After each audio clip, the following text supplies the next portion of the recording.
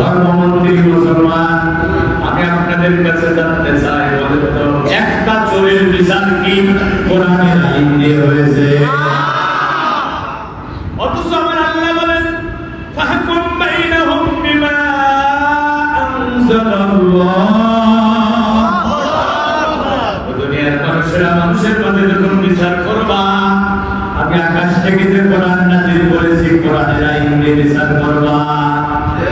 ওয়াল্লাযী ইয়াহকুম বিমা আনজালাল্লাহ ফাউলাইকা হুমুল কাফিরুন ফাউলাইকা হুমুয যালিমুন ফাউলাইকা হুমুল ফাসিকুন।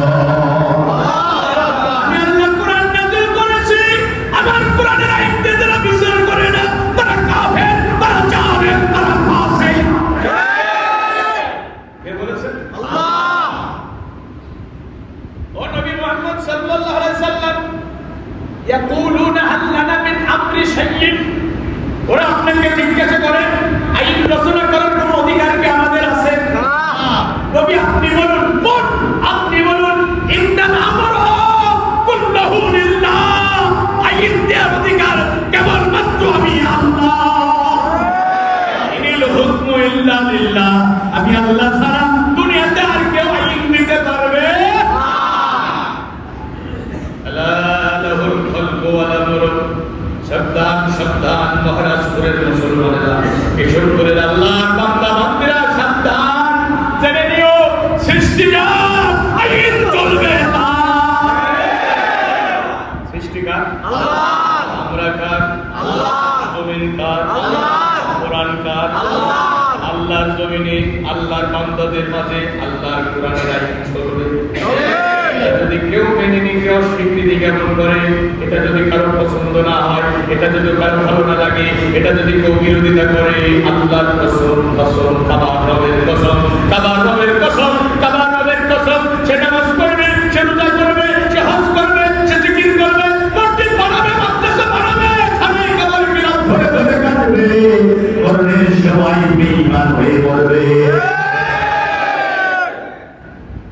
দলিল ছাড়া দলিল দাম নাই, দলিল ছাড়া বক্তার বক্তৃতার দাম নাই।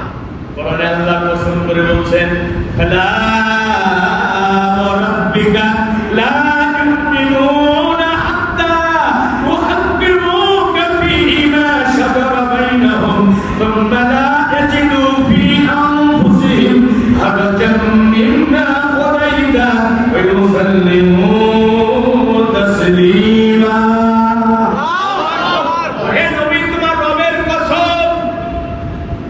কসম কে বলছেন?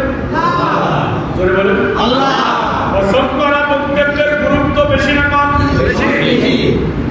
ফালা রাব্বিক, ওহে রাসূল তোমার রবের কসম।